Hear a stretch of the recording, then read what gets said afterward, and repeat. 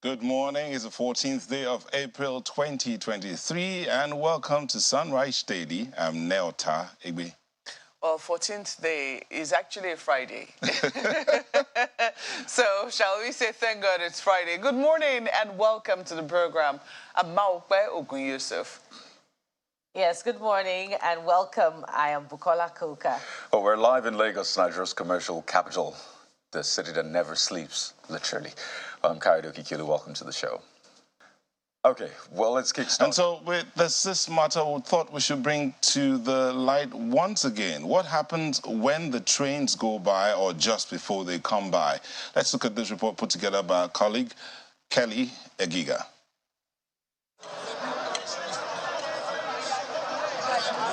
One common feature of rail tracks, especially here in Lagos, is the gathering of people at designated points or terminals for the purpose of trading, from Tejuosho in Yaba to Oshodi, and from Oshodi to Ikeja Long, which is just opposite the Murtala Muhammad International Airport, and then to Agege.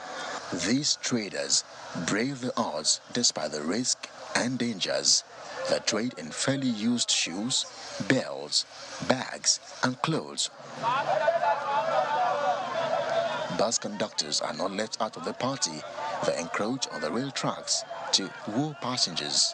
And despite the hazards, the traders tell me this is their only source of survival. Me, I go INT, Polytechnic. Since that time when I come out for school, do my HND, I never get work. Now the kids, they say, how they want more survive for this country. They also present a list of demands as well as allegations of compromise by government officials. Most of women when we dey work for here will be widow. And they go just come. With no information, they go come destroy our market, carry our market go. Maybe Baba help us do adjustment. Tell our government to help us, to plead, to help us. If we cannot be here, we know here is delicate, but let us relocate us a place that we can stay and have rest of mind. Please, we country. But in a swift response, the Corps Marshal for the Lagos Environmental Sanitation Corps counters the allegations. She also puts the blame on the tables of the railway police officers. The Railway Corporation, they have not been supporting the agency. They have not been supporting the agency. Each time we come to arrest them, you see them coming to us and be soliciting for them that it is, they even say it's not our territory. In 2008, former Lagos Governor Mr. Babatunde Fashola dislodged traders on the rail tracks at Oshodi. But now, they seem to be returned to status quo. Meanwhile, a lot more activities take place on the tracks. Some walk, beg, eat, and sleep on the tracks. And these children are learning fast, as they can be seen playing on the rail tracks. The managing director of the Nigerian Railway Corporation, Mr. Fidet Okiria, is worried about the menace. We will try to fight it, but the more you fight it, the more they come back. I can remember when I was the district manager at Lagos, I took it up as a responsibility that we were clearing them as they come back. You remove their wear, you remove their tables, and at the time they have a in-house carpenter as you are removing their making. Let's capture what happens when a train approaches these areas where commercial activities take place as a warning.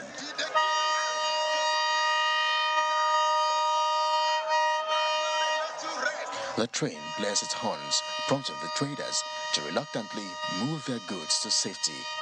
But take a look at just how close the distance is between the train and these traders.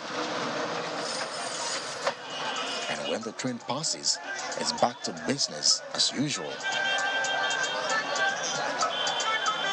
But let's give you a 3D illustration of the train's movement and nearness to human activities. This distance is just about 10 inches, and that's about 0.254 meters. According to railway officials, the traders are so daring at Oshodi, Agege, and Agbado, as some stay as close as less than a meter from the train. Meanwhile, right-of-way of minimum 15 meters from the center of the track in section is the required international standard to be left with no human activities. It's a zone to be left virgin for safety reasons. In another illustration, for the standard gauge service, the design speed allowable from Lagos to Ibadan is 150 kilometers per hour, but that has been reduced to an operational speed of 80 kilometers per hour. And inside Lagos, due to massive human activities and proximity of the railway tracks, the speed has also been reduced to 30 kilometers per hour. NRC officials also say while approaching level crossings, it can be further reduced to 15 kilometers per hour. It is called the caution order. On the average, there are 10 train-related deaths in Nigeria annually. That's according to the NRC. But many think the figure is way higher. In South Africa, between April 1, 2018 and March 31 in 2019, nearly 300 people lost their lives after being hit by trains in SA's railway tracks. In Kenya, the country has seen a series of deadly train derailments. In 2019, 32 people were killed when a passenger train derailed. Kelly Egiga, reporting for Channels Television News. I mean, that report by Kelly really captures the situation. And I think it's a no-brainer, clearly. We have the figures, the statistics, and we have compelling visuals of what happens when the trains approach those areas.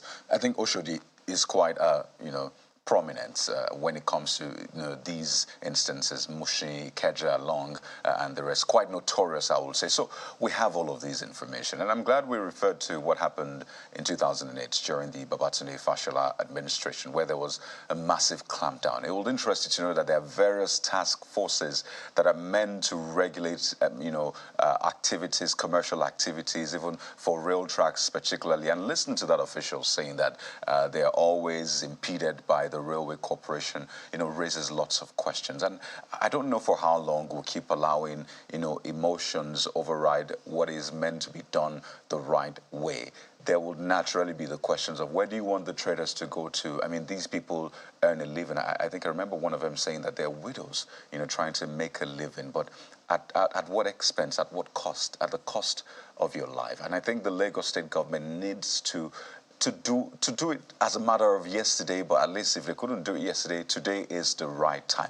Yes, you have to find that delicate balance, but you should be seen as a government that is proactive. And I'm talking about the Lagos state government and the Nigeria Railway Corporation. The blame game would not work. Let us do the right thing. If not yesterday, today is the next best time. Bukola. Well, Kadi, what they say in law, ipsa loquitur, a thing speaks for itself. That report speaks for itself, Absolutely. And you would also note that even those crossing the expressway who are supposed to use the pedestrian bridge are also using the rail tracks instead of the pedestrian bridge. So I think it speaks about who we are as a people. Whether it's those trading on the tracks or even government agencies themselves. So who are we? Are we a disorderly people? Some of us have had the privilege of traveling outside the country, a few times in the past. And you would see that traffic management, on highways are a thing, that comes with a lot of premium. It's almost an abomination in the United Arab Emirates.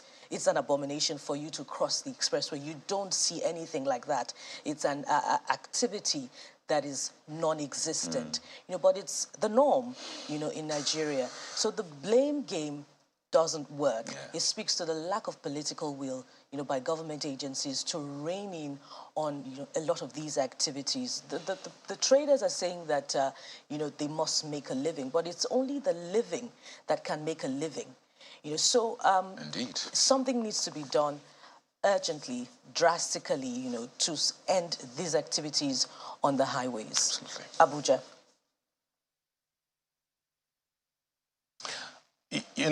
That I like what you said, Bukola. It's only the the living that can make a living. And as pressured as those people and Nigerians might be to earn a living in any legitimate way, there's still the other side of government and the authorities and what they need to do.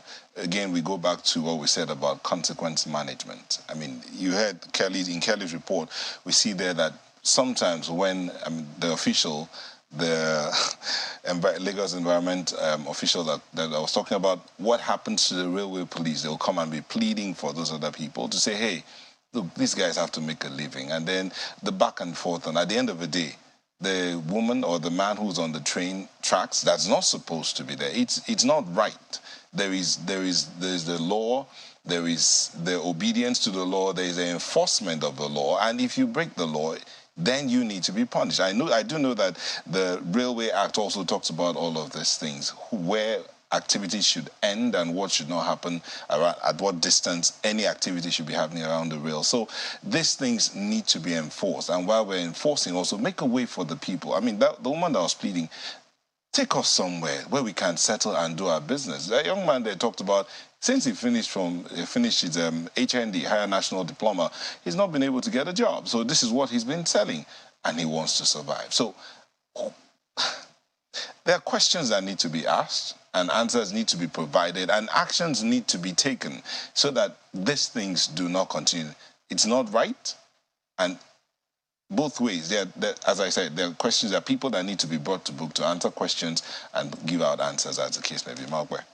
Well, I think for us, this is us doing our job, showing, what it is that we need to show, and asking the relevant authorities to do their jobs. We're doing our own part, or we've done our own part. It's now over to those who have responsibility to do differently by these people. Because oftentimes, I was given that instance that when we're talking about setting the agenda for people, for government, beg your pardon, and, how do they earn the trust of the people? And that sometimes government policies might not exactly be palatable, but people might not see it in the immediate. This is glaring. This is a disaster waiting to happen. God forbid that someday, a disaster happens, and then we'll now say, oh, but even the media too did not highlight it. We've been seeing it. This is one report that has highlighted this. I'm hoping that we will not wait for disaster to strike. And it's this sort of culture that has now forced the Lagos State government, which has now come up with its own rail, that the rail lines are electrified to fence off those lines, because people might think, oh, it's the same thing. You can just cross, you can sit on it, you can, and that's at the risk of their lives. We're hoping that there will be action after this particular report, that people won't just watch it. It's not entertainment. It's to bring to light, this particular situation, and asking those who have responsibility to do something about it, not to just look at what is happening, and to do it with a human face, because we're not saying go and push out the people by force. Maybe some education, maybe some planning, and, look into how to actually handle the situation. The issues are complex, no doubt, but they cannot just be left to linger, because what we see is a disaster waiting to occur. And we hope that disaster doesn't occur before we now begin to take action on it. Indeed. We hope that disaster does not occur at all. We do not want to lose more lives. But Sunrise Daily will be back in a moment to look at what's happening with the dailies. Don't go away. And we're back to look at what the papers are saying today. We start with Daily Trust. Talk about trust. And that conversation around the Chibok girls is what they start with. 98 Chibok schoolgirls still in captivity 9 years after. The hue and cry, bring back our girls. The entire world carried on that campaign, bring back our girls. And still 98 of them are not back yet.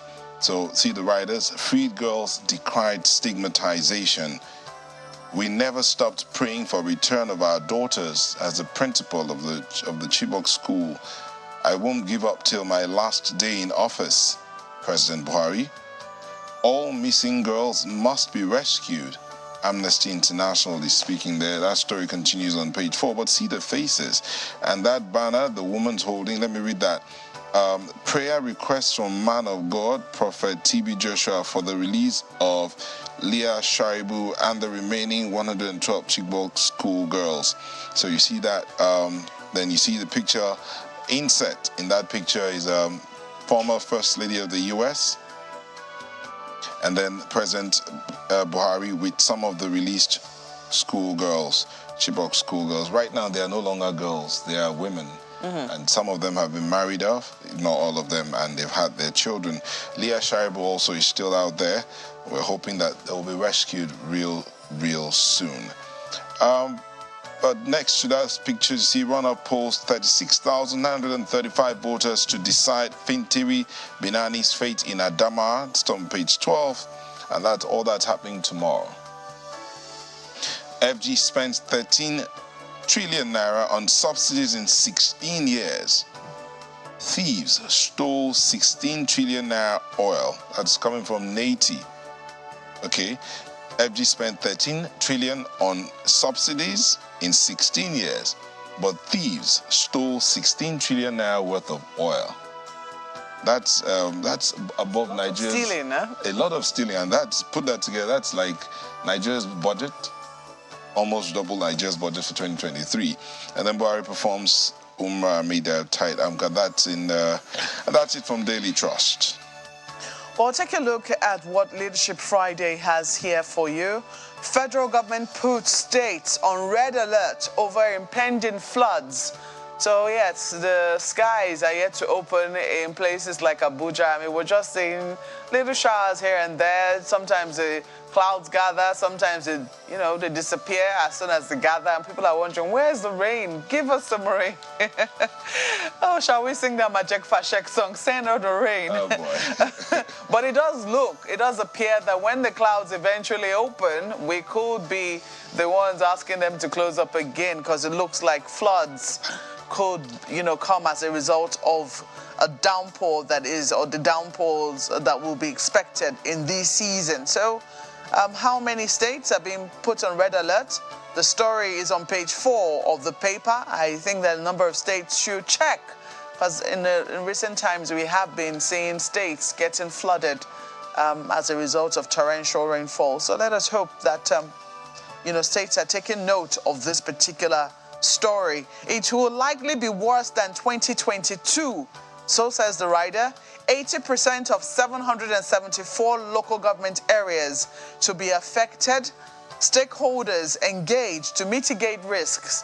So these are the riders to this particular story. It does look like a real disaster is something that they're expecting. So you might want. I'm hoping that states will not just take it lying low. Those who are to be inaugurated will also be taking note of these headlines and say, don't fold their hands and say, we didn't know, we didn't hear, we're just coming. That will not be an excuse. Year in, year out, the same occurrence, floods, and those that are affected. We hope that won't be the situation this year. Okay, take a look at this. Ghana becomes first country to approve Oxford malaria vaccine. That's also there. British Commission declines comment on obese detention by UK immigration. The story is on page 7 of the paper. It talks about whether or not there's been an apology. Labour Party says they haven't seen it, but it looks like, the British government says that it has apologized. But this story says British Commission. So is it the High Commission in Nigeria? Declines comment on obese detention by UK immigration. Page 7 will give you details at the bottom inside the paper. But take a look at the bottom there. Commission probes alleged $10,000 bribe for promotion in police. Oh, you finish with one and you hear another. But page 10 is where you'll see details. I want to imagine that the Police Service Commission will be very interested in this story. They're the ones apparently probing that $10,000 bribe for promotion in police. APC holds governorship primaries in Bayelsa, Kogi, Imo today. We've seen candidates emerge for the PDP. Lagos stops work on collapsed building, 25 workers rescued. Tinubu, Biden make Time magazine's 100 most influential people list. Nigerian doctor Ogoina also. So that will be it for Leadership Friday. And from there, we move to the Guardian newspaper, and it leads with the National Assembly politics that we've been focusing on for much of the week. Take a look at this. Senate presidency, Kalu Akpabio lead as South jostles for Lawan seat. Page 6 will give you details. So it appears as if the South is, leading in that agitation to produce the Senate presidency for the 10th Assembly. So will it be Kalu, will it be Akpabio, or will it be some other names that have been mentioned? Of course, we'll find out in just a few weeks from now as the National Assembly prepares for its election. And of course, don't forget also that the speakership race is also there. Let's move to the right-hand corner of the Guardian newspaper. You'll find this one at the top, just at the bottom of the pictures of the contenders for the Senate presidency seat. CBN takes custody of dormant funds from banks. What exactly is that trailing? But it may be, related to the Naira redesign policy. So which funds are dormant? Will it be the old currency notes? Page 6 will give you details just in case you're interested, and I'm sure that many Nigerians are, because the new notes are still not anywhere. Isn't that very maybe few bank and accounts? far between. Isn't the story maybe about bank accounts and not the maybe dormant bank accounts or dormant funds and dormant accounts? Perhaps. More details on the inside pages. Yeah, more details on the inside pages. Let's go to the bottom of the paper now and see this one. Drama continues as Obi denies British government apology over detention. Well, it turns out that, his arrest or detention by the British immigration had to do with someone in the country, another Nigerian, impersonating him. But then again, quite a lot still doesn't add up where the story is concerned. But you find details on page 6. Then this is an interesting one. Beaches for the rich, from solving chronic erosion to privatizing beaches. It appears as if it's an investigation, but it's just as intriguing as it comes. I would have thought that this would be the job of local governments instead of the option of privatization. This would be a huge source of revenue, and of course not just for local governments but also for entrepreneurs who could do businesses in the beaches. Where privatization comes in, I really don't. Well, some will say government does not have any business in business. Some will say, well, it is government's business to do business, or at least ensure that business, the environment is easy to do business and all of that. But it's actually, beaches are major money earners. I mean, go across the world. That's what some countries literally live on. So are they able to properly manage it? Are they able to do things right? Those are the questions, but hey, story worth looking into, definitely. That ends it for the Guardian newspaper. Well, New Telegraph is next on our lineup with this one on the 10th House. 283 reps elect commit to decision on zoning. 14 APC governors, 9 PDP governors back group as ex-lawmakers root for Senate president from the South. But Abiamila refused to work in against Wase. Others says there's need for party to complete zoning exercise. So it looks like that's the direction. But for the, millions of Nigerians, 200 million Nigerians, depending on what the census tells us in the coming days, what really matters to them is that the National Assembly improves really in its work, lawmaking, oversight, and holding the executive accountable. And that's what Nigerians look forward to. So if this does not align with what Nigerians want, hey, jettison it. But if it does, by all means, let's have a robust 10th Assembly. Not forgetting that we still have a 9th Assembly, which we also need to ensure they finish the work they have started. And if there are mistakes made, they should try to rectify it. Now, speaking of that census, below the big picture that shows the president performing Hajj, you see Autumn Middle Belt Forum ask FG to suspend national census over worsening insecurity. So, we're not really done with the election. There's still supplementary election. But another big exercise we're looking forward to is the census. And you see concerns being raised already. How much would security affect the conduct of the census? Well, you see the governor and the Middle Belt Forum raising issues, and they're seeking immediate return of IDPs to their ancestral homes. These are questions that we need to ask. How will this happen for the IDPs? What kind of How will they be enumerated? Where would you classify them as? Is it where they're from or where they're currently staying? A couple more questions, really. Let's leave it there for New Telegraph.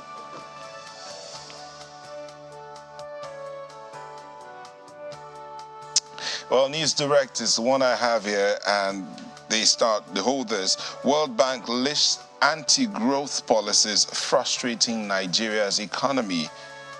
World Bank lists anti-growth policies frustrating Nigeria's economy, highlights insecurity, dependency on oil, others, lowers GDP projection growth to 2.8%. You find details of that story on page 3. Above the nameplates, this one, energy theft. Report illegal electricity consumers. EKEDC urges customers. And then this last one, tribunal contest. Tinubu objects to petition for runoff elections. Says Atiku is a serial loser. And that's it from News Direct.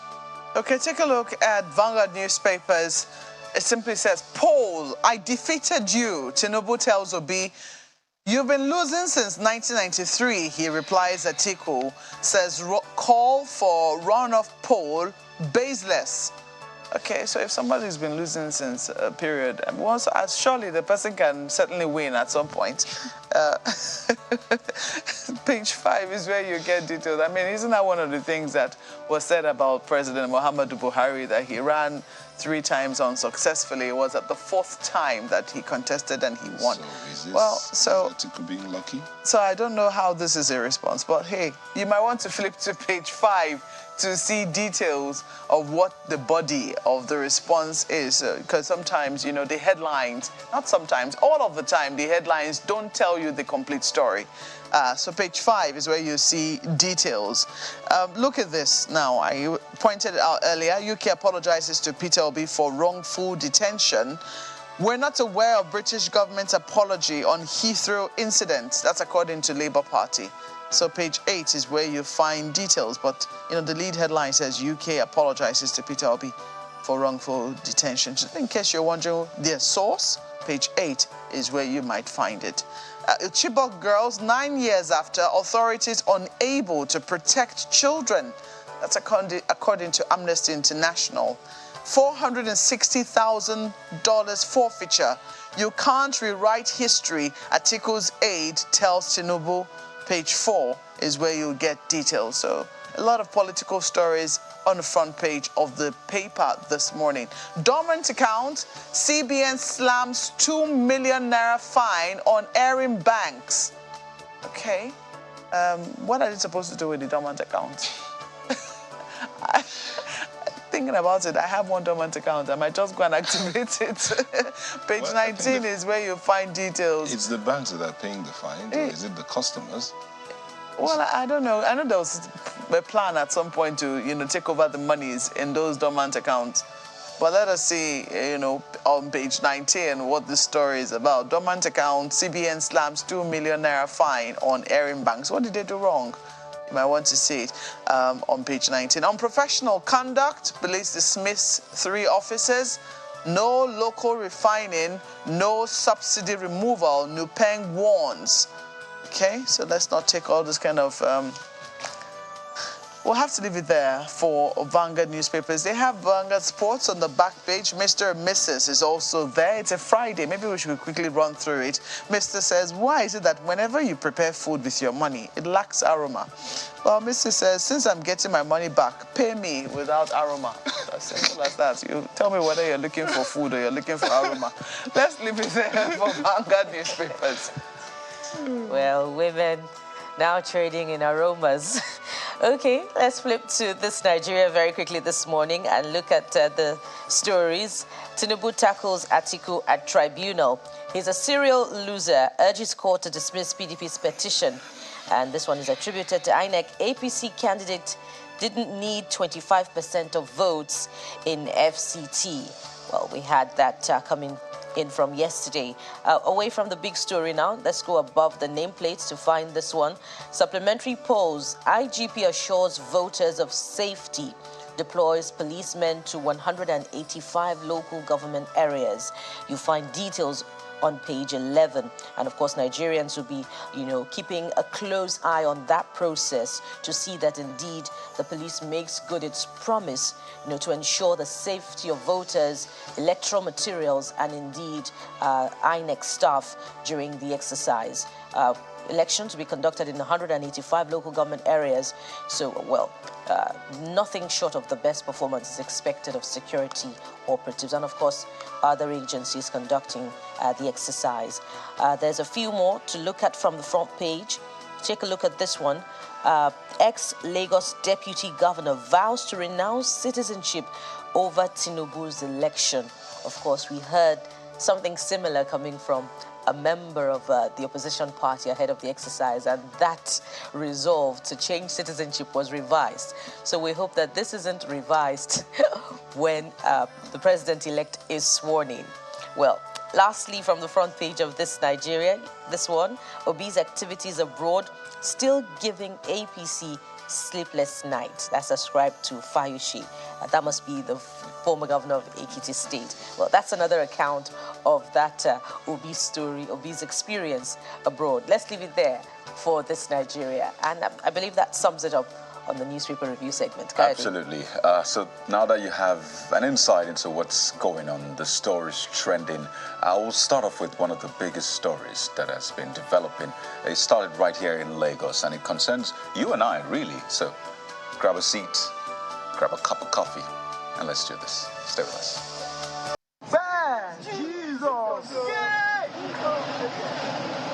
This is the moment the 7-story building caved in, and before now, every visual, every account about the incident were from eyewitnesses.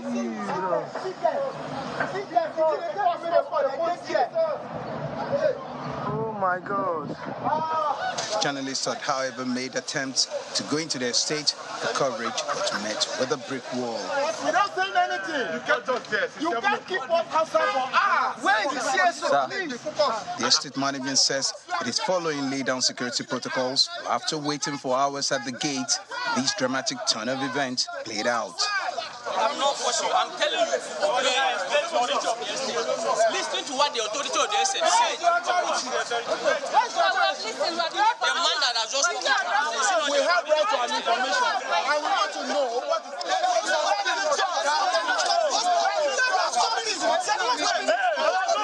After the pushing and shoving, men and women of the press were allowed into the building collapse scene to film. More facts are emerging in this particular case. No fatalities recorded yet. The contractors have been identified, and the state government says it is investigating what could have led to this incident. Yes, it's a site of 4 units, 4 complexes, as you can see. It's all interlinked. One has been affected. All right. The other 3 are still standing. The Lagos State government, what we're looking to do is to do an integrity test on it. So far, our investigation is ongoing, and at the end of our investigation, the next steps will be decided. Names, contractors, developers? Well, the name of the contractor, I believe, is Joe Faraday. That's the name of the contractor of the development. We are using a hammer and excavator with cranes together. We started moving from one layer to another. And during this emergency response, we are able to rescue 7 people alive. Those people that were rescued were treated on the spot and discharged. It's only one that was taken to a private hospital where he's receiving adequate treatment.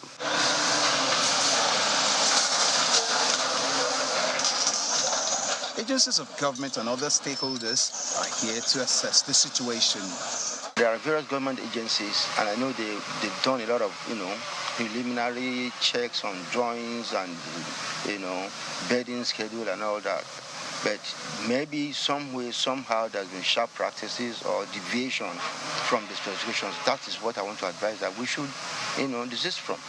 This collapse building definitely have got a lot of money, and the collapse is not a gain to the owner. As emergency management officials continue to comb the rubble to ascertain that no one is left under the debris, the Lagos State government is still confronted with finding a lasting solution to building collapse cases in the state.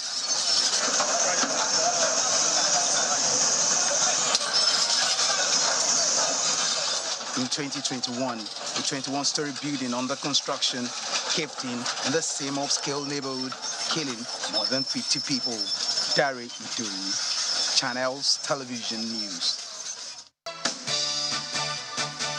And that's where we're starting up from, the collapse of buildings, building collapse disasters around Nigeria. Now, disasterdoc.org says that at least an average of 8 buildings collapse around the world every year. And of that figure, about 343 deaths occur per year. This is from disasterdoc.org. But there is also the Building Collapse Prevention Guild in Nigeria that put it at 271 collapsed buildings, representing about 50% of a total of 541 recorded in the country between 1974 and 2022.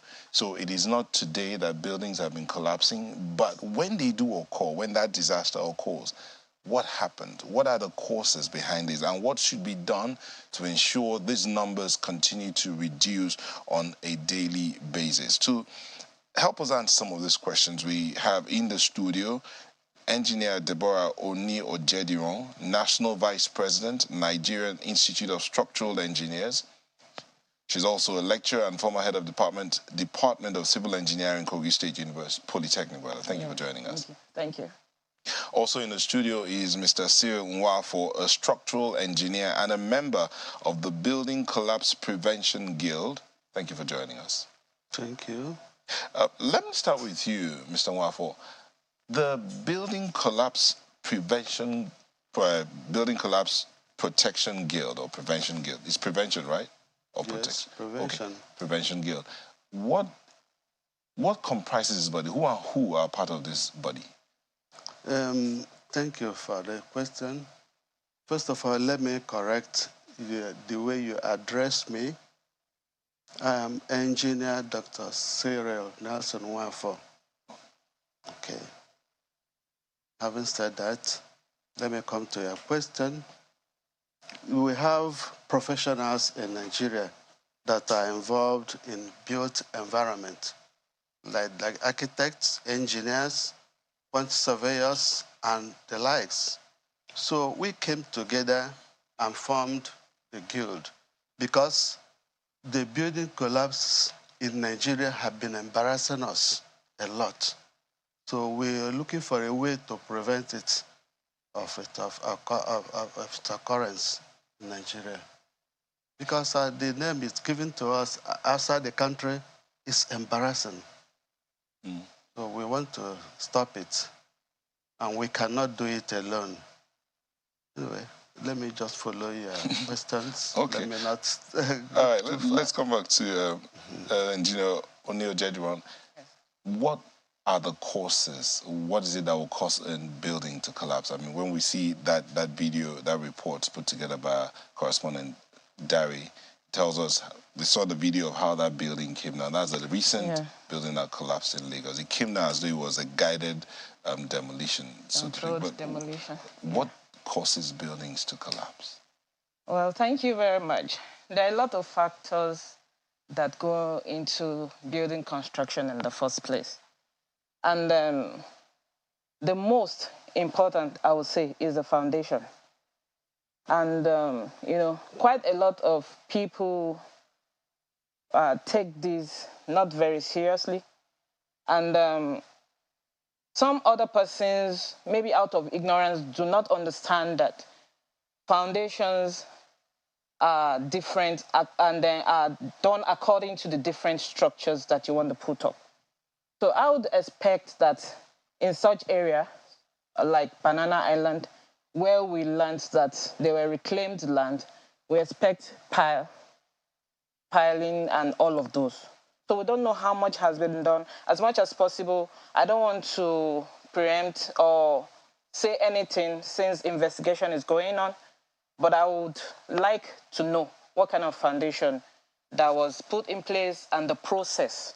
So the foundation, the construction method, the materials that goes into it, is the quality control, the quality of your skilled workers, how much of these techniques can they carry out? successfully and skillfully? And then how much are they up to date with the current technology?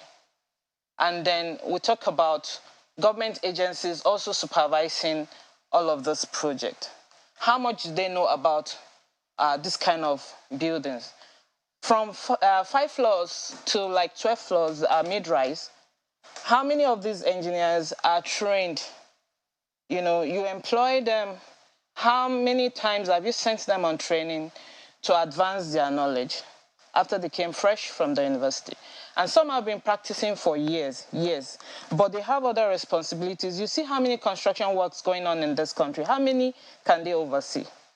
So we would expect that the government agency will want to collaborate with private sectors and the consultants to help look out for this.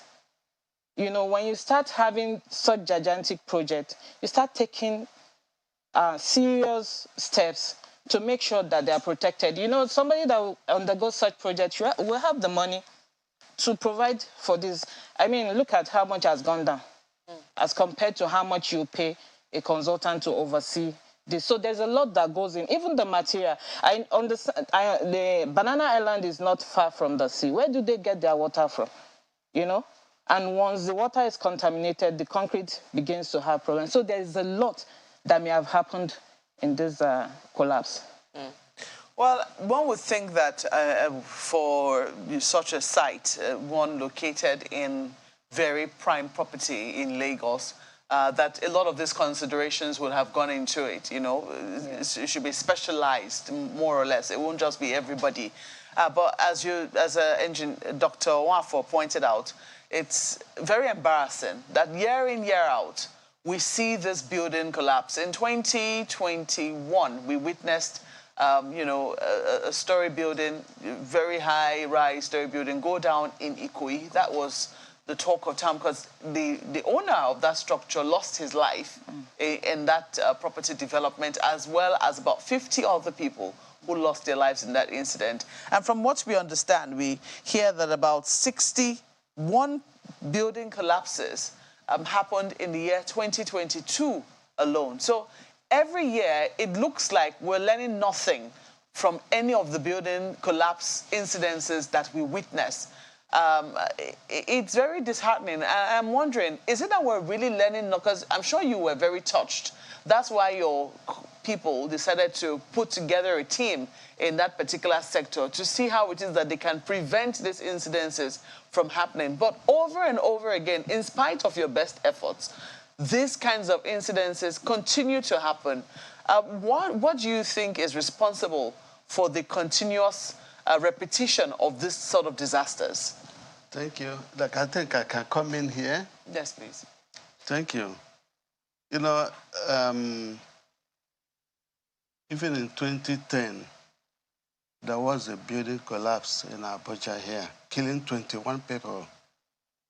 And a committee was formed. So during the process, we discovered that what we recommended exactly almost the same as the one the previous committee recommended, headed by former Korean president, Engineer K.A. Ale. And they were not implemented. Up to today, what we recommended in 2010, they are not implemented. What did you recommend? We recommended a lot of issues that are help to prevent collapse of buildings. For example, even in the choice of professionals, right from the planning stage, the design stage, and the supervision. So we recommended all this, but they were not implemented up to today.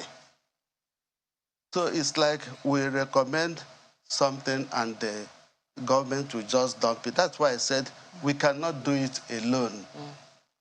We need government intervention to carry out our recommendations.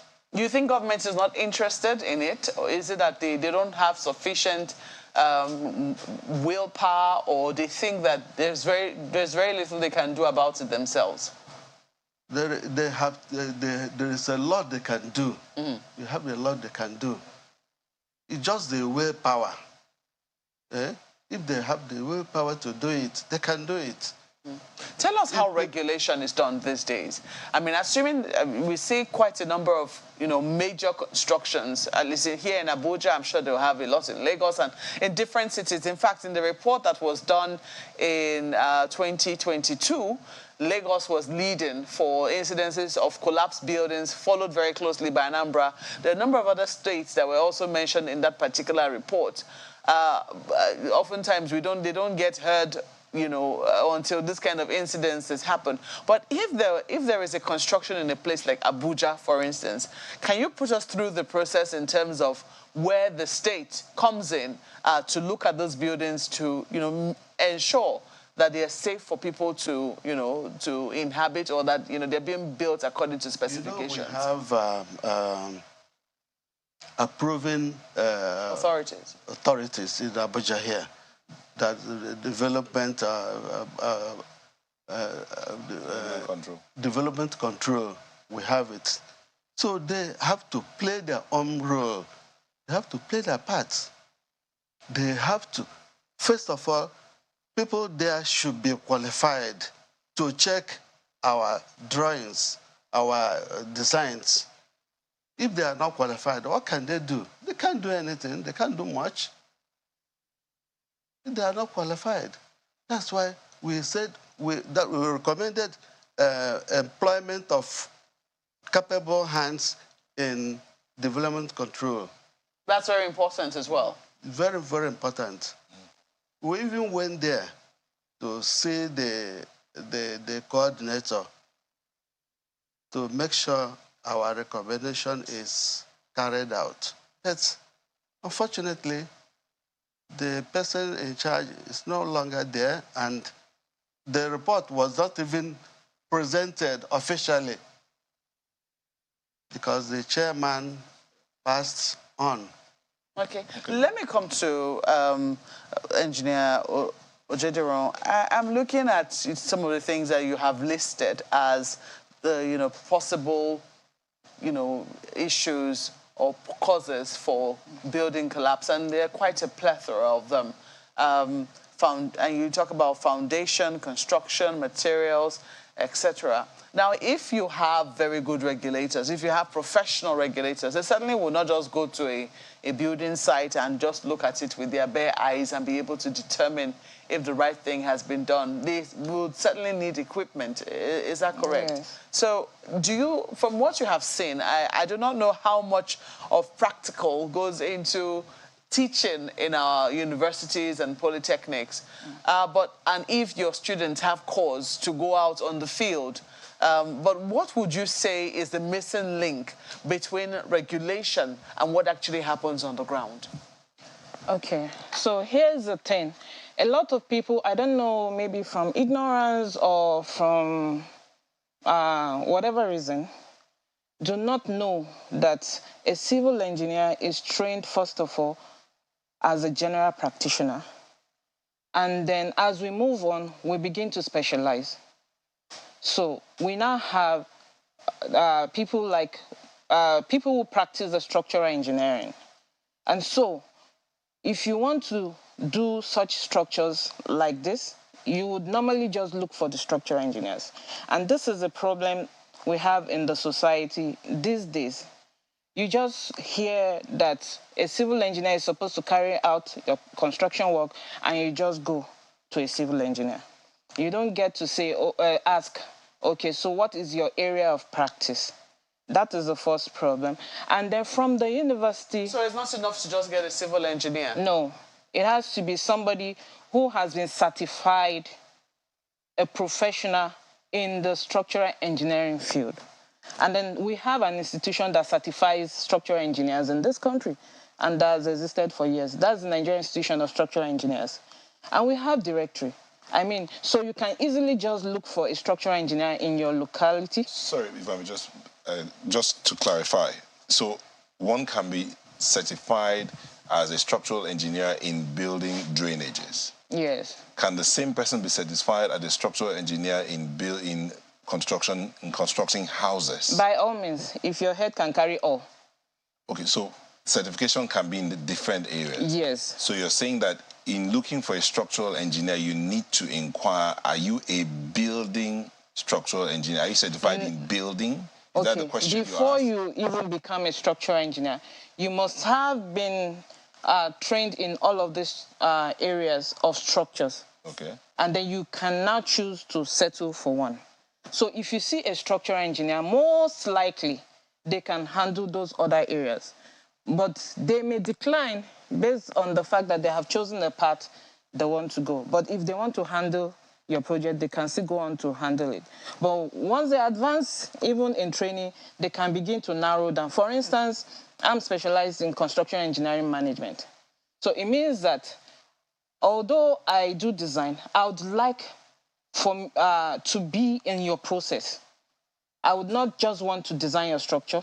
I want to see from the conceptualization to how the logistics, to every of your profession. I want to see from the beginning to the end and see through and hand over your structure to you.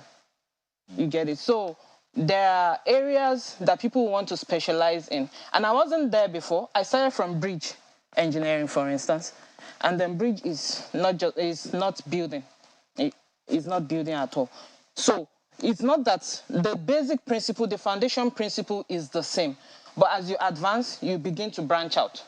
And then you begin to branch out. So you have civil engineers who are practicing waste management, environmental, water, and all of those. You cannot call such an engineer if he is not certified to be a structural engineer to come and design your house for your structure for you. I mean, the best he can do is probably take your job and sublet it. And then, you know, he will have to just rely on whatever the other person says. I mean, what if the person is also not certified? So we're saying just go to the directory and get a certified structural engineer and then be safe. Dr. Nwafor, before my colleagues in Lagos come in to ask you questions, just this one. She's talked about the entire process. When you're talking about who make up your guild, you talked about architects, you talked about the engineers, the different parts of engineering that have to be in part of the process of building.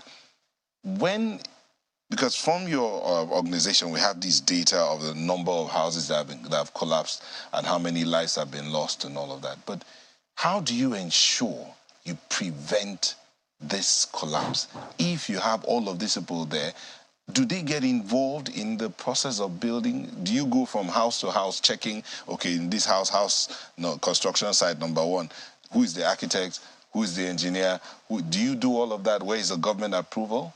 Does your guild do this? Yes, we do that. Even Koren does it. We have people that go to a construction site to inquire who are involved, the professionals that are engaged to carry out both the design and supervision of the project. Koren has what we call engineering, regulation, and monitoring. So the Koren members go to all the sites that constructions are going on to find out whether the client engaged qualified professionals to handle the project. And if it's discovered that the owner of the project did not, what happens? We stop the project. Even the client can be also prosecuted. Has that happened before? How many have been prosecuted? I can't say the number but we have done that. Okay. Because I'm a member of ERM also. Yes. Okay. But what I want to, you see, one problem I have with you people is that you come here, you ask us questions for us to tell you what you want to hear, what you want to know. but we don't have the opportunity to tell you what we want you people to know. Not only you, even the nation, other people to know. So I hope you're going to give us the opportunity to tell you what you should know about selection of engineers. You were invited here to educate the public. Before we came on, and I'm sure I told you that the opportunity to educate the public on the process, what should be done, what and where, who should be a part of the process. That's why we invited you. And so when we ask the questions, is for you to go ahead and be free and tell them. For instance, Nigerians, and indeed our viewers are asking right now, okay, so this process, when you say you want to prosecute, you go to see this man, you don't have the right equipment, stop this building. Then you go away. Do you come back to check? Or are your men shielded from being bribed? How do you ensure that those you send, those members of ERM that go to check these project sites are efficient? Are they efficient enough to enforce the law? And what happens if the project owner goes behind to go and settle them? Do you ever discover such? Well, we have not discovered such, because to be a member of ERM for Koren, you have to be qualified. You have to be trusted. Only qualified and trusted engineers are members. Even in the guide. So we have to engage qualified and trusted people to go around the building construction sites. One thing I want you to know is that corruption is the main cause of all these building collapses. Corruption. Because with corruption, you won't select you can misappropriate the fund for feasibility studies. You can also make a wrong choice of selection of engineers to handle your project. With corruption, you can also, in fact, you use substandard materials. Corruption can also make you to carry out insufficient supervision of the project. So corruption is a big factor. It's a big factor. At this point, let's bring in our colleagues. Bukola and Kayode are waiting to ask the questions. Well, thank you, Mark. Let me start with Engineer Oni Ojediran and, refer to the coroner's inquest, the outcome, or at least what we got from the report investigation into the Ikoyi building collapse from 2021. And, the coroner's inquest was saying that the collapse was due to negligence by agencies responsible for approval and supervision of the building project, said that there was a lack of quality assurance and quality control, as well as poor management of the project. Even went on to say that the building's density and setback on the site showed gross violation of the Lagos State building regulations, but started by saying that this was as a result of negligence by agencies responsible. When the Lagos State official was asked which developer was responsible, this is for Engineer Oni Ojediran, he said that the developer Joe Faraday, as a lot of people would know, is not a new name in the sector, in the construction or real estate sector. Take the Ikoyi building collapse also.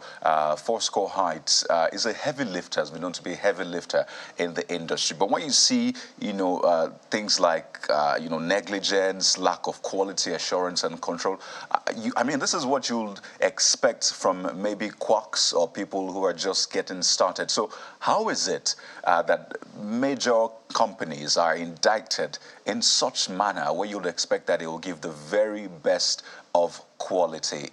Maybe you could walk us through the step and maybe where the ball may have been dropped, because it's important to enlighten Nigerians on that one as well. Okay, thank you very much. The best of us are still human, and then we all have our individual interests when we set out to do our businesses. So when you see this kind of issues, like I mentioned, that you see agencies that are supposed to oversee all of this have in their employment people who don't even have the requisite knowledge. I mean, there is the basic knowledge, but when it comes to certain types of projects, you're supposed to have specialists that should handle this. So when you send a regular engineer to the site to see what is happening, and even if he sees something, and then he's told that this has been done like this because it's the technology and all of those, what is he likely to argue about? I mean, so that is why we're saying they should bring in consultants to help them. They need more hands to be able to do this. And then the second thing that you have mentioned is that these names are big names, and then you wonder how this has happened. And the truth is that there are segments and there are units in the construction works, and then even if you have experts, they cannot be there all through the way. What about the procurement process? Do they have the material testing lab to continually test all of these materials? And if they have, who is manning the equipment? All of this. And that is why, like, we have taken it upon ourselves in Nigerian Institution of Structural Engineers to do continuous professional development trainings to help people see what it should be.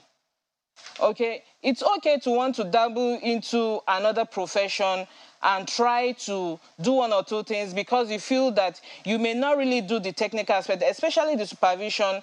You just feel that supervision is easy. It's just to follow what we have been told, the instructions written, fine. But there are some things that you don't see with your eyes. I mean, that go on, that are just, there are a result or a reaction from all that things that may have happened. How will you know? You are not likely to know if you are not trained in that area. So we're saying, even if you have to do that, come in for training, learn all of these things, and then so that when you are faced with such situations, you will know what to do. So when you see big names, some people even go to get people's profile to say, oh, please, we need you to be a part of our team. And then when they pull through with the job, they don't go back to the professionals to say, okay, so we got the job and then we would like you to do this. They just get the job and feel like they can read it through, they can read the theory and go and practicalize. Right. And then you keep practicalizing with human lives, real human lives.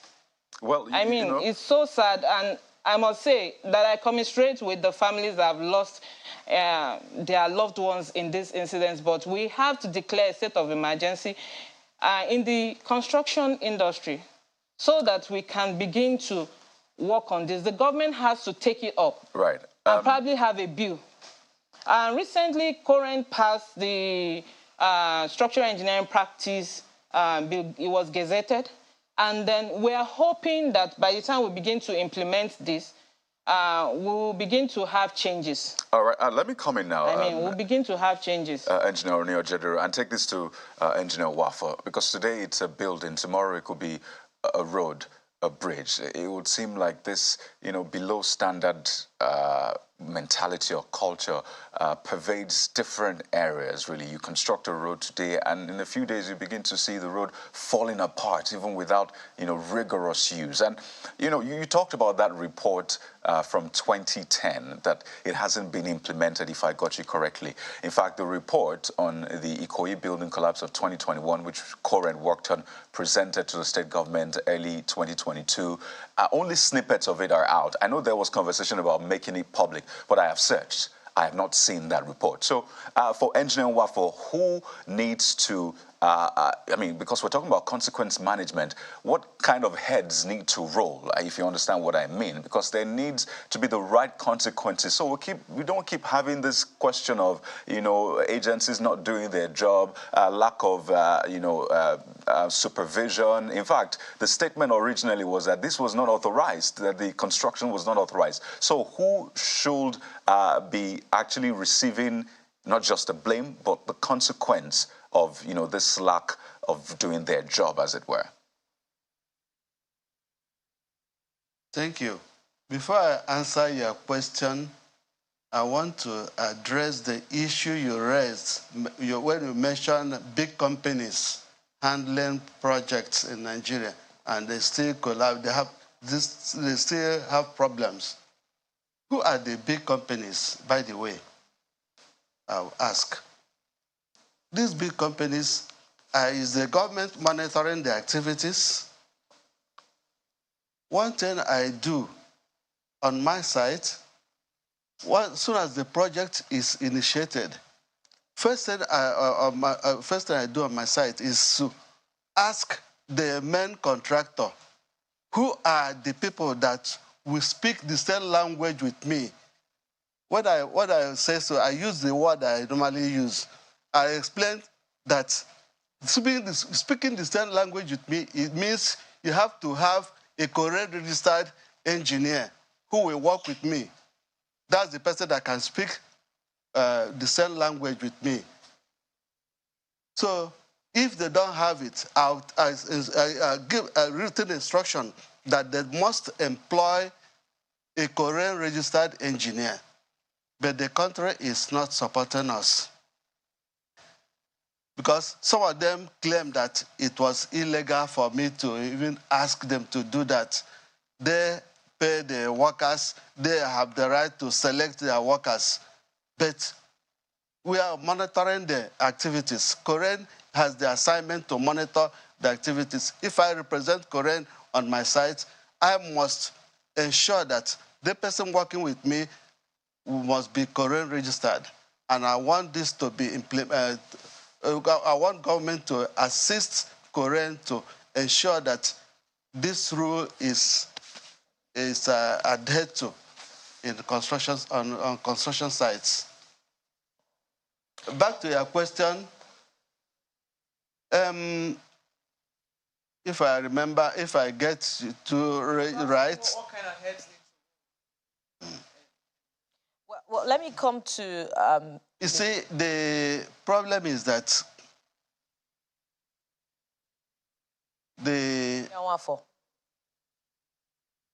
Hello? Yes, Engineer Wafo, go ahead.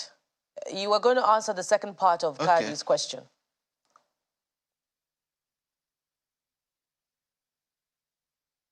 Let me... Can he repeat the question? About what kind of heads need to roll. He was saying that there needs to be consequences, obviously, when buildings collapse. In this sort of situation, what sort of, who would you be holding responsible? And who are those that you think should be asked to resign or should get some punishment, you know, if there needs to be prosecution for what has happened? Anyway, I think the appropriate authority to answer this question is Korean. But I'll tell you that we need government support to ensure that all these are implemented on construction sites. Korean has no power to prosecute, to ask contractor to stop work completely, or to deny a contractor the continuous to continue the project. Yes, when this sort of thing happens, who should be held responsible? Well, if it happens, we normally carry out investigations. We normally carry out investigations, and when somebody is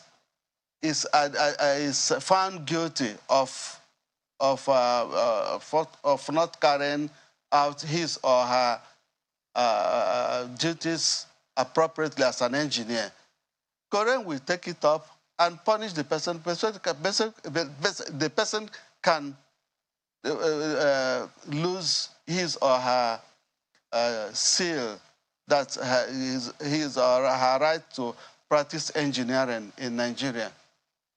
But when it involves foreigners, Nigeria government supposed to help us to implement it. We cannot do it alone. It's difficult for us to It's not possible for us to handle it. So let me come in here now. Speaking of heads rolling, I've actually reached out to the relevant ministry in Lagos State, the Building Control Agency, for an official to speak on the regularity of this and perhaps provide an explanation. Let's hear from the part of Lagos State government, but we haven't particularly gotten a response. Let me come to you, Engineer Ojediran. Lagos is always on the spotlight because of the regularity of building collapses. And there may be, according to some engineers, quotes from some engineers, 30 to 40,000 construction sites in Lagos alone. Is this a problem of capacity? Does the state government, have the capacity to monitor and ensure compliance with building regulations in 30 to 40,000 construction sites? And that was what I started saying earlier, that the projects are so much and the hands are so few. Apart from the capacity to even be able to oversee such projects, we also have the manpower that is not enough to go around. So we are asking that it's okay to ask, especially people who have this very big project, to pay an extra fee to help you engage consultants to oversee this project. I'm sure they will want to part with such money as against the amounts they will lose when they have such collapse. I mean, millions have gone down the drain. And then how much will it cost to engage a consultant, really? In closing, if you were going to advise both building and government and builders and Nigerians generally, starting with you, Dr. Nwafo, what would you say in 30 seconds, please? Thank you. I will say the government should ensure that Koren has the power to prosecute and deal with defaulters. All right. Thank you very much. Thank you. And I will say that there should be a bill that empowers the right professionals to be able to carry out their responsibilities, to be able to go to sites, and then it won't be illegal. So there should be a bill that supports and that identifies these professionals not as a cap, the engineers. Let's have the structural engineers identified, because now they are in the center of this. If whatever you do, all professionals, whatever you do, if a structural engineer does not sign off on it, your structure will not stand. Right. So we need to focus on that. Let's start from there. Thank you very much, Engineer Deborah Oni-Ojediran, National Vice President, Nigerian Institute of Structural Engineers, lecturer and former head of Department, Civil Engineering, Kogi State Polytechnic. Thank you for coming into the show. Thank you for having me. Engineer Dr. Cyril Nwafo, structural engineer and member, Building Collapse Prevention Guild. Thank you for coming on the show this morning. Thank you very much. Sunrise Daily will be back in a moment. Do stay with us.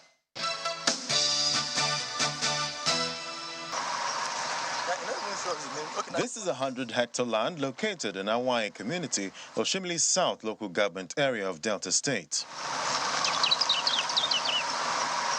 Prior to 2012, the area was a beehive of activities and a commercial hub for the adjoining communities. Due to the popularity of the area, the 100-hectare land was acquired by the Delta State government in 2012 and handed to the Federal Housing Authority to build low-cost housing. But up till now, nothing has been developed, and the people claim it has now become a hideout for the criminals. The traditional ruler of the area speaks more on the situation. The place is now bushy. It's called Sambisa Forest, now taken over by hoodlums operating under the auspices of IPOB. But I know that that is not what the IPOB stands for. But every month we have killings here. At least for the past 7-8 years. There is no month that they don't kill somebody and remove his head. The traditional ruler leads a protest by his people who say they are tired of all the killings and show their displeasure with various placards. Their destination is a government house in Asaba, where they complain about continuous security challenges allegedly brought about by the proscribed indigenous people of Biafra, which makes them continuously live in fear. Monthly, we record about, let's say, 30 deaths every month. 25, 30 deaths every month. And some of these people are beheaded. We don't know if it is used for ritual or whatever. And secondly, the cause of this issue is the vast land acquired by the state government, which they handed over to the federal government for development with a stipulated time factor to develop this particular land. But for 12 years now, this land has not been put in use. I will bring it to the attention of the governor. I will equally bring it to the attention of the commissioner for police. We'll look objectively into it. We'll look into the laws of the land. We'll look into the purpose for which it was acquired. We will liaise with the relevant federal authorities to ask them further questions on why the land is lying fallow. They hope the state government will act fast to take the necessary steps to develop the property to put an end to the security threats.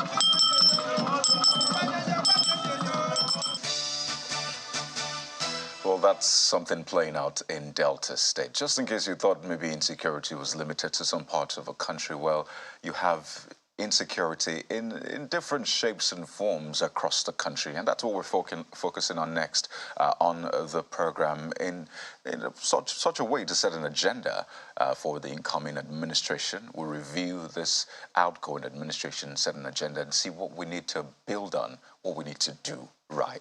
And joining us to do that is Brigadier General Jonathan Temlong, a retired Army officer, as a pioneer commander, multinational joint task force, fellow War College. Abuja joins us via Zoom from Rayfield in Jos. Good morning, sir. And just right next to him is Colonel Yomi Dare, retired Director, Army Legal Services, joining us virtually as well via Zoom from Lagos. Good morning, sir, as well. Well, let me begin Good morning. Good morning. Let me begin with Brigadier General Temlong.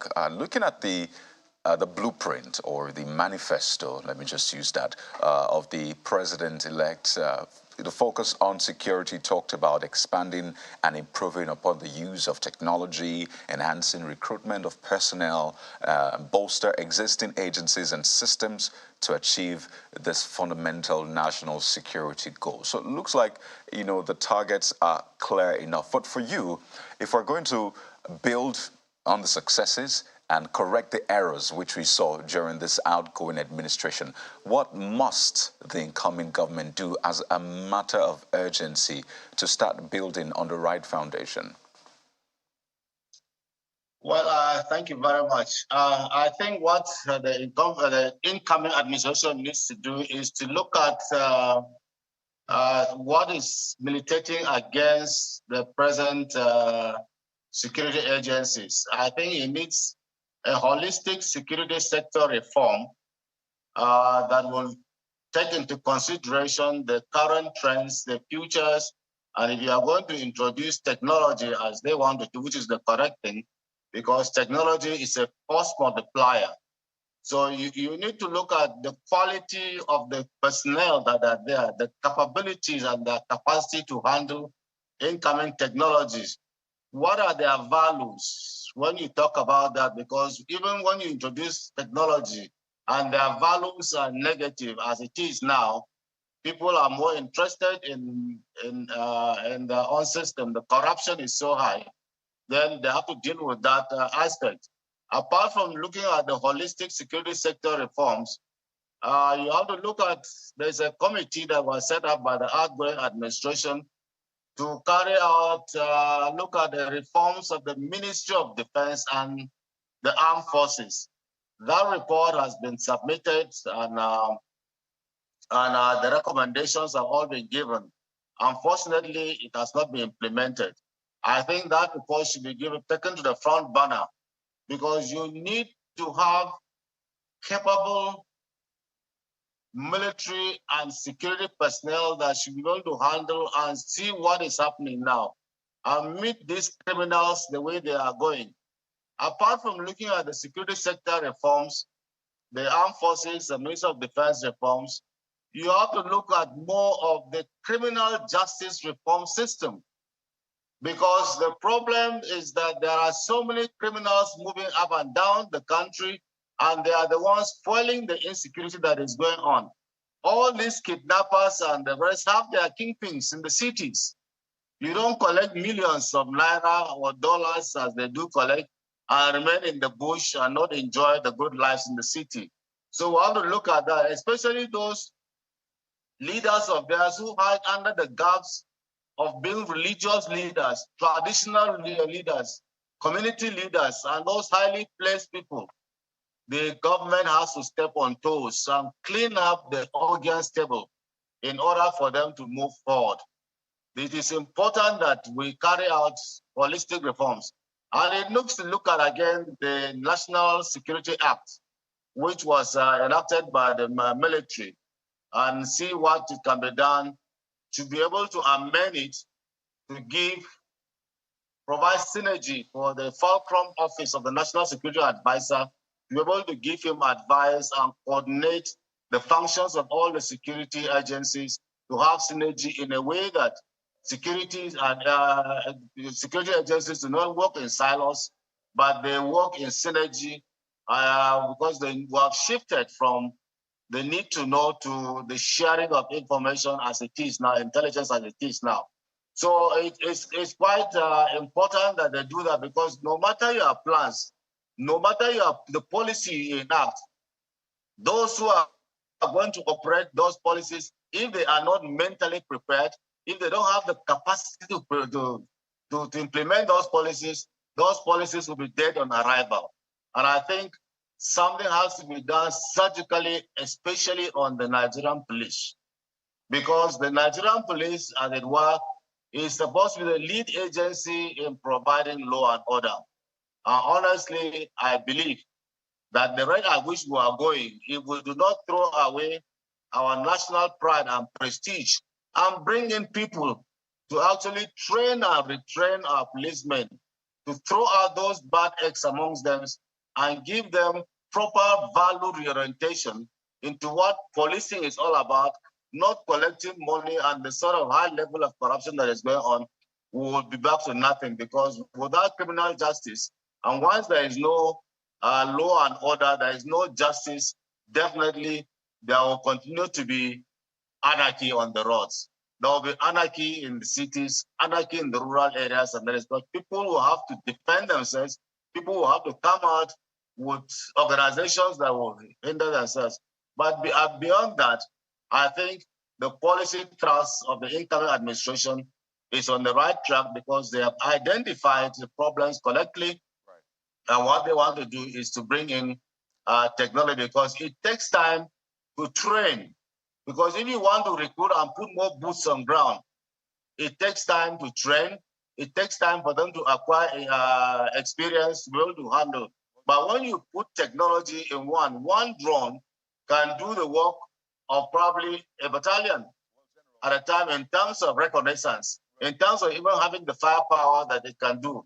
So what you need to do is that while you are introducing technology, you have to start putting foot on ground by training the people. And that means getting the people that are required. And I think the most important thing is getting the Nigerian population itself to understand the roles of the citizens in national security. Because whatever you are doing, and if the citizens are not aware of their roles, and they don't live up to expectation, and they're not able to check even the security agencies when they are not doing the right thing, you are going to have problems. So it has to be a holistic thing, and looking at the whole of the Nigerian population, the security agencies, the armed forces, and then the criminal justice system. Quite an exhaustive response you have given, really, General. And yes, we'll still break it down, but it just goes to show just how much work the incoming administration has cut out for itself that already. Should be looked at and put on the front burner as a move. All right, if you can hear me, General, just a moment. I was saying that quite an exhaustive response you have given so far.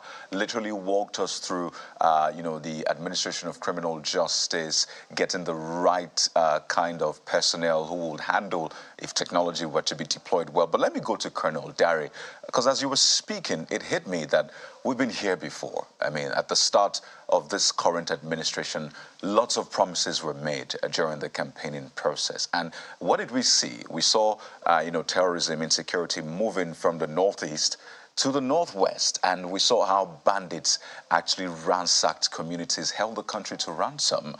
You recall the train attack, the abduction, series of abductions, even of school children.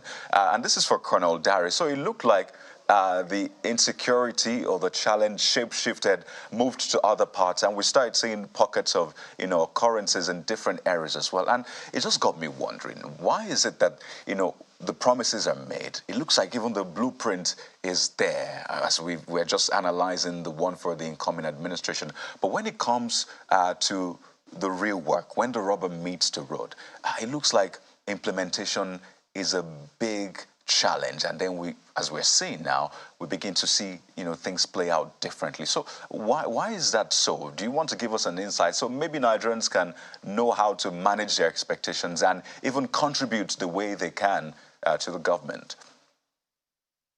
Yeah, thank you very much, Kayode, and I salute my very senior colleague, General Temlong, for such a beautiful response to this trend of criminality that has taken over our country landscape. Permit me, Kayode, to just remind Nigerians that today, being the 14th of April 2023, marks exactly 9 years that 276 students were abducted, female students from Chibok. As we speak, some of them are still under captivity. Some of them have been released. But honestly, for even those released, their lives cannot be the same. It's really sad. Now, the trend is still on. For a while, this abated, probably because of developments, the strategy of the present administration and then the military command. But you also saw that during the electioneering or the elections, things went quiet. But suddenly again, since January 19th this year, we've also had some pockets of incidents. 4 students were abducted on their way back from a wedding of their colleagues. And as we speak, we don't even know their whereabouts. Another incident on the 2nd of April, 2 students were abducted from their hostels, female students. So this trend seems to have come back again. But now back to reality, back to what you are talking about, your question.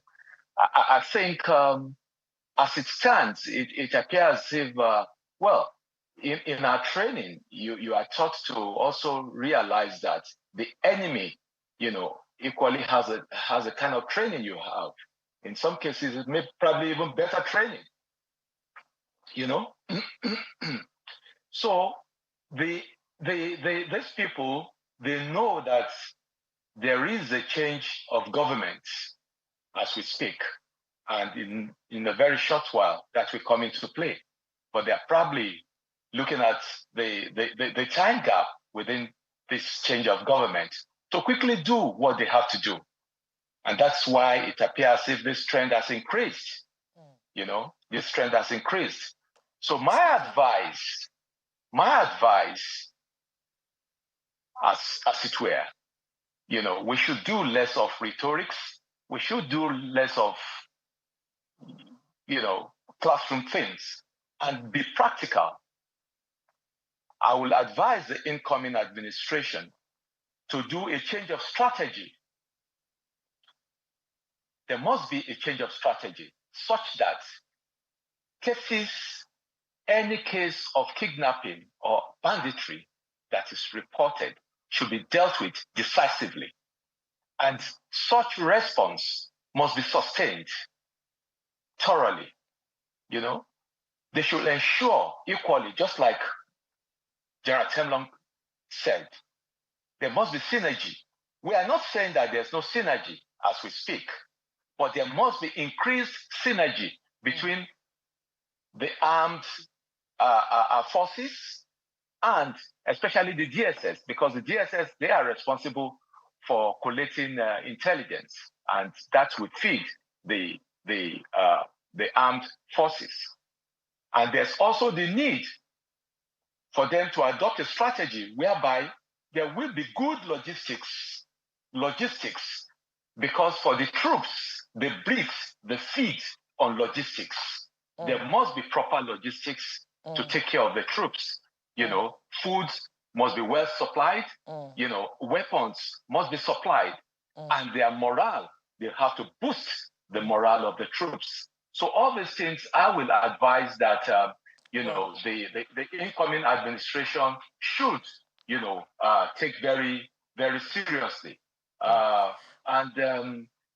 example, I will also advise that maybe some state governments can take a cue from what is happening in Kaduna State, even though Kaduna State seems to be, the hotbed right now, for whatever reasons. But I think, the governor should be commended for the initiative of setting up, a ministry. It's called the Ministry of Internal Security and Home Affairs, So, such that they'll be able to work with the military, to ensure proper synergy.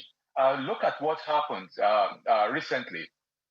The moment the military were called in, the response, especially of the air components, whereby they came in and did some what you call interdiction, and they dealt with even those of the bandits that were fleeing from the scene of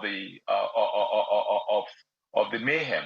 Well, Colonel Dare, part of the concern is that, the military, the armed forces have over time been overwhelmed with tackling internal insurrection. And, ahead of the elections last year, there was a lot of talk about, solutions to Nigeria's insecurity challenge. And, the resounding solution recommended was, local community policing, and we're yet to see that.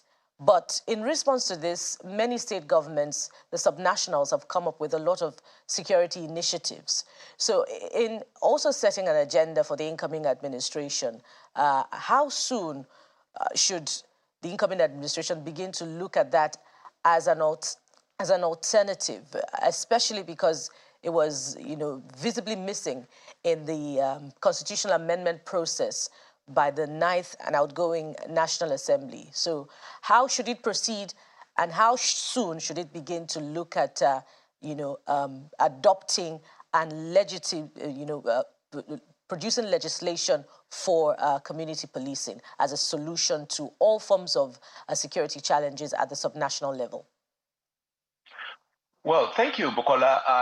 I'm not part of the, the administration or the transition committee, but I want to believe that community policing has been on the front burner, and I personally am a very strong advocate of community policing. So for whatever reasons, like we've said on this platform before, a lot of people are of the opinion that you start community policing, that the state government, governors are going to pocket them. Well, let the state governors pocket them. You see, it's no longer business as usual. Nigerians are more enlightened now, and you can't continue to take people for granted. So you come there, you mess around, 4 years, you are thrown out of the place, and you can't even come back. So I think that community policing is just the right way to go. And I want to believe that, the transition committee, of this incoming administration, that this must be a priority, about when we talk about security.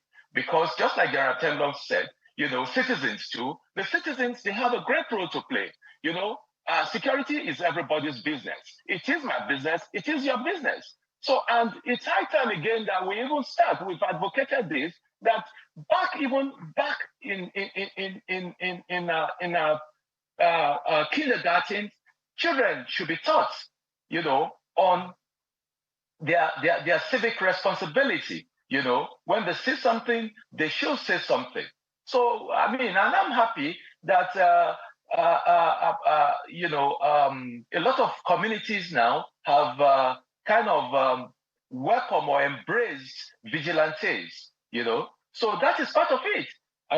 That's the whole concept, the whole idea of community policing. Everybody should be involved in. The community heads, the ward leaders, everyone should be involved in community policing. So I believe that community policing, it is the way to go. It will go a long way in helping us, And of course, like part of the incident that took place lately I think it was just last Wednesday in southern Kaduna, where some people went in there. But see, the residents, they noticed that people were hovering around. They noticed. So there's also the need to ensure that the people are educated, they are enlightened on the hierarchy, on how to reach out to security agents, so that they can quickly come to their aid. Because these wicked people, they also go around. The moment they realize the absence of the formal security agents in those communities, that is when they call up their members and they strike and create mayhem and they disappear.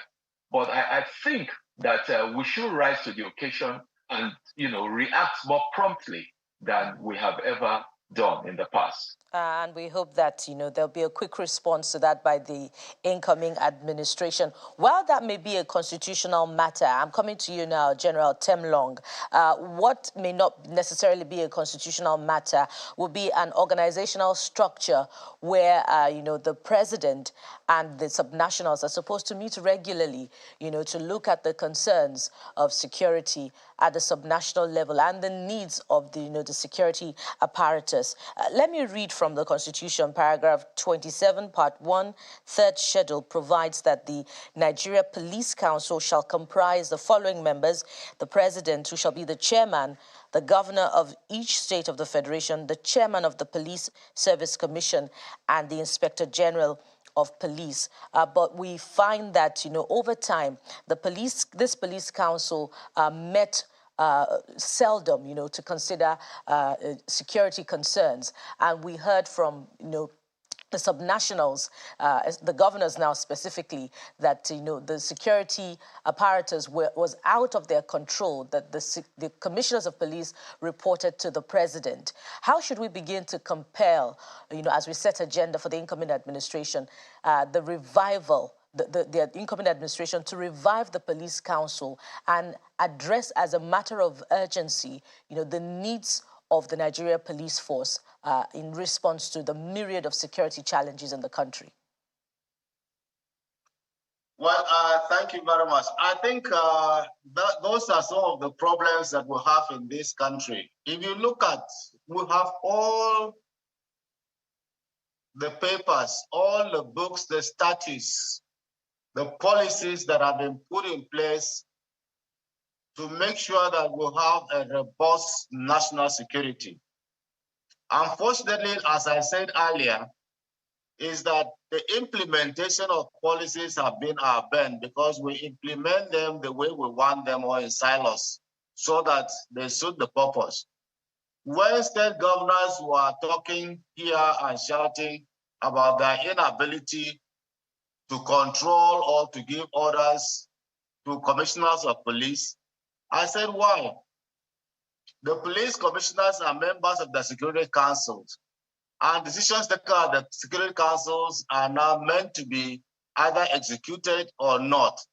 And where a police commissioner fails to execute those orders, he makes a report. But most importantly, like you said, The police council, which I've been shouting, I've been talking about it, not you alone. I've never had them sit, because every time we hear when the National Security Council sit or the National Council of State sits, the nation is briefed. But we have not had when the police council, because even the appointment of the IG is supposed to be approved by the police council, as you read rightly in the Constitution. So I think once the federal government usurps the powers of the subnationals should raise it up to the front burner. In any case, all the members of the National Assembly are coming from the subnational governments. They are coming from the states. And so if there is synergy with the National Assembly, then the administration the federal government will be compelled to call this police council. Even the appointment of the IG must follow the proper channel. And if you look at the healthy relationship between the IG, and I thank God with the coming of Mr. Arase, I've seen that the IG police have gone to him and they are talking, and there will be synergy, because there has been a healthy rivalry between the Police Service Commission and the Police Command, High Command, the management. In fact, at a time when the government said they should recruit 10,000 men, it stalled for the whole of that year. They couldn't recruit 10,000. And even when I said here that if you recruit 10,000, they are just like a drop in the ocean. Because if we have 774 local governments and you divide that 10,000 by 774, you will see a number of policemen that will go to the local governments, not the ones that will remain at the state capital, at the headquarters, those who will be deployed on special duties and the rest. You find out that at the end, you might just have about 4, 5, 6 policemen going to a local government. And if you go to local governments today, there are local governments that you don't have up to 100 policemen policing the whole of that local government. They can't do magic. It's impossible. Now, when they even talk, why is our judiciary working? Because at the state level, the state chief judge is appointed by the governor, subject to the confirmation of the National Judicial Council. Now, punishment of those who is done by the National Judicial Council. Can't we step down the police force to see some of those things that way? Even as of now, the punishment of police officers who are done by the police council. So why is it difficult for us to actually come to a midway to have the state governors have some say in it? And these things come up because we don't actually read. The origin of the centralization of our police force comes from the Sir Willing Commission report of 1958.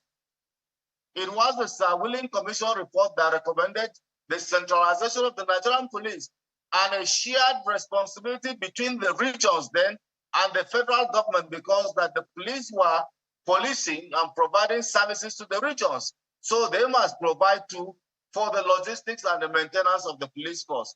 So if you go and read the Sir Willing Commission report, which was instituted by Her Majesty's government because of the fears of the minorities as they were going towards independence, that the major tribes were going to suppress them. And part of the instruments for that operation was the police force.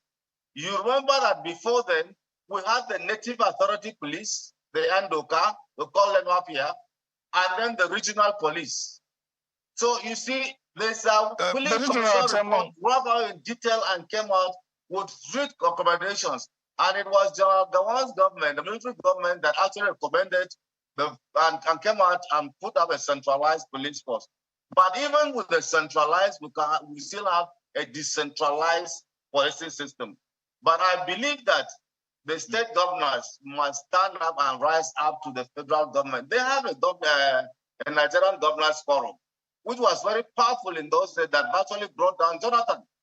So why is the Nigerian Governors Forum not talking? Major Temlong, if I may...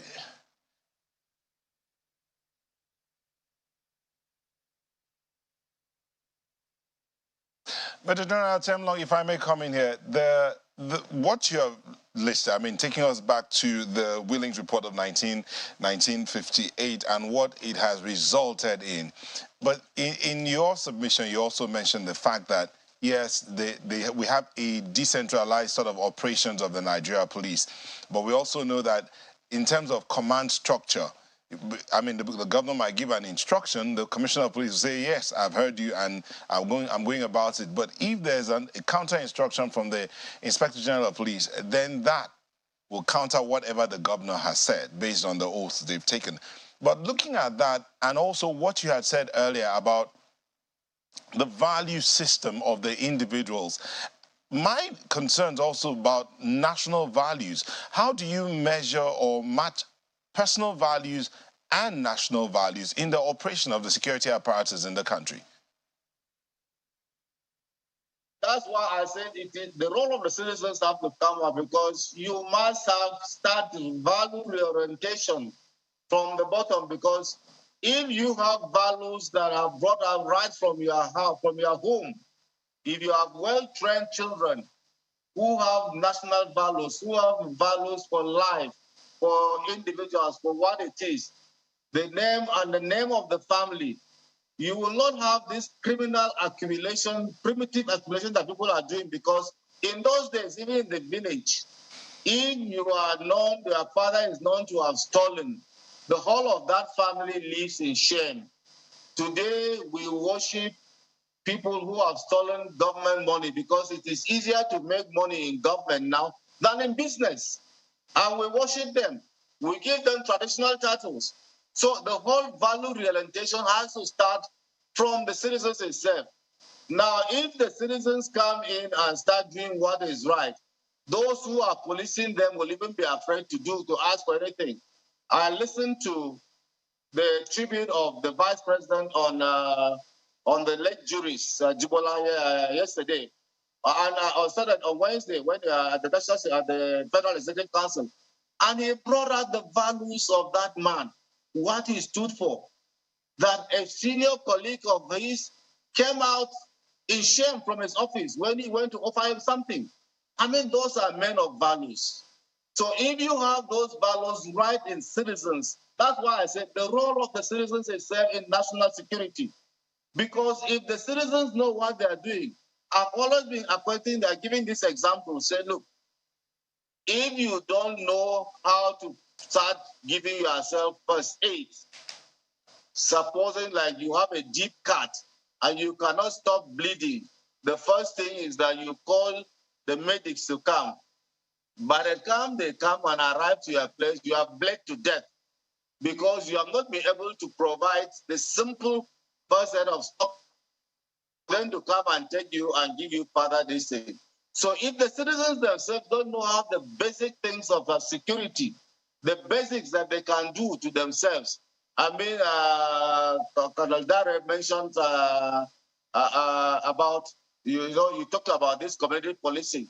Community policing is about the citizens themselves. In US, you call it, they say, what do you call it? Neighborhood watch.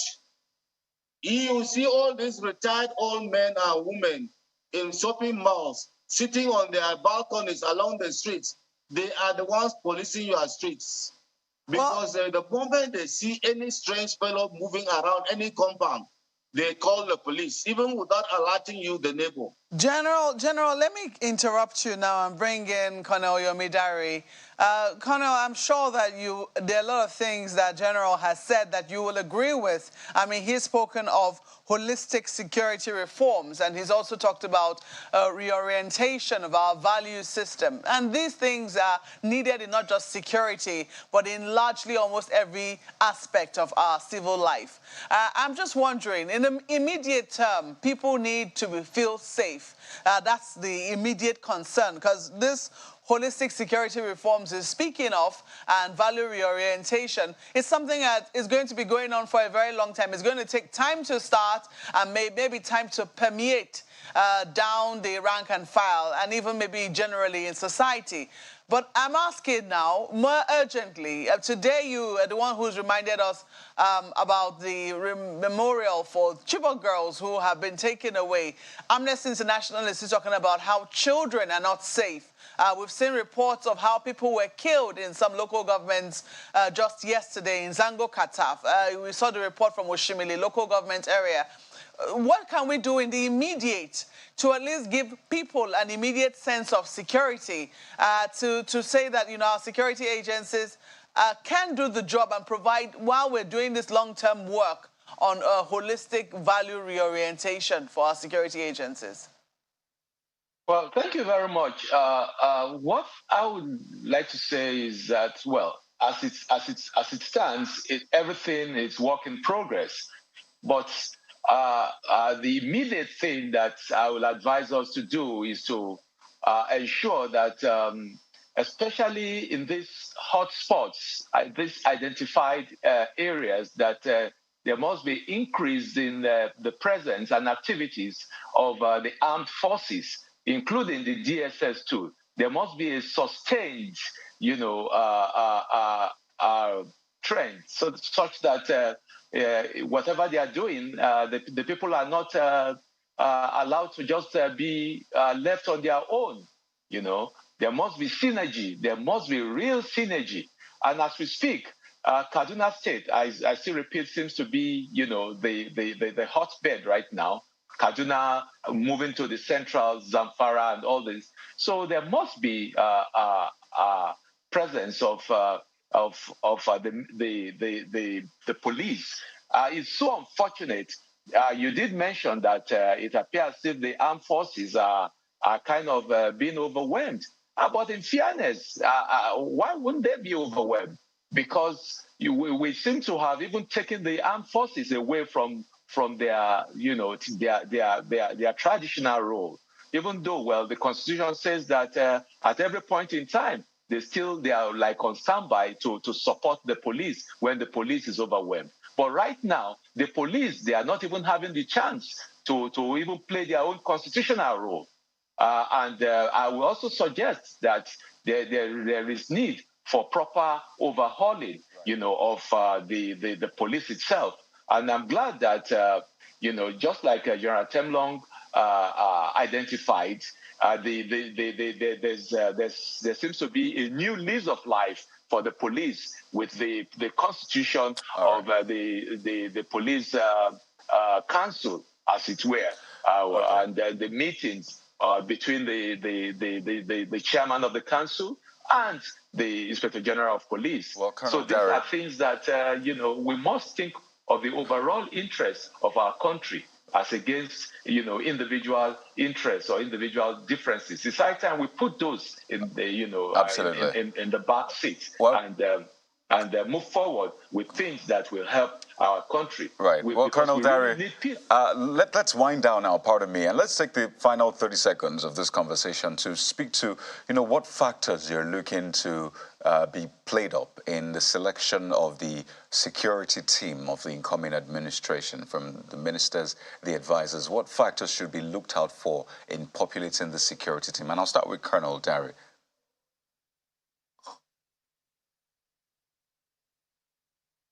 That we really look at what you call meritocracy, you know, as against just probably trying to look for job for the boys. You know, we must ensure that we put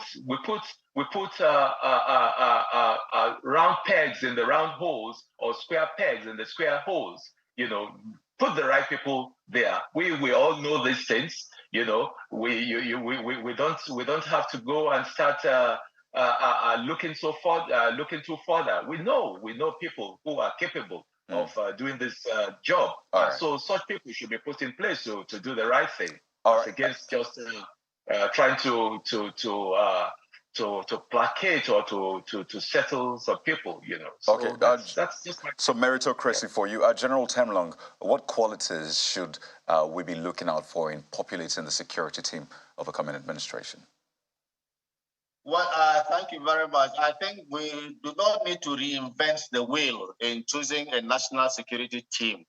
It has been done all over the world. You look at competence, you look at the capacity of the person, you look at the experience and how they have grown up in the national security system itself. You don't bring somebody who has no experience in the national security system and put him in a national security cell and expect him to function well. You are putting a square peg in a round hole. So if you look at what you need to do is you look at the capacity and the experience of those people, those who actually have some idea of what national security is all about. You look at the character of the person because character is very important. Okay. If so the person does not have any character, like and character. It's not just job for the boys. Right, General. You need people who are going to give selfless service to the nation. Okay, we have to anchor at this point, General. And I know those points have been made quite importantly. I'd like to thank you so much. Competence, character, and being patriotic to the nation. Brigadier General Jonathan Temlong, retired Army officer, Pioneer Commander, Multinational Joint Task Force. Thank you so much for those insights, as well as Colonel Yomi Dare, retired Director, Army Legal Services. Wish we could go on, but we're bound by time. But thank you once again. Thank you very much for having us. Well, security is everyone's business, Bukola. Yes, indeed. We've played our part. We look forward to government playing theirs as well. That's it for us from this end. Thank you so much for being a part of our morning, for allowing us to be a part of your morning as well. I'm Kayode Okikelu. Of course, we apologize for not taking your mails. We promise to take them next week and make the weekend count. I am Bukola Koka. Well, thank you for watching. Here's wishing you a splendid weekend. I'm Mark Welgun Yusuf. And I'm Neo Tagbe. Remember what Major General Temlong says, the citizens have a role to play. You have a role to play where you are this weekend, going forward from today.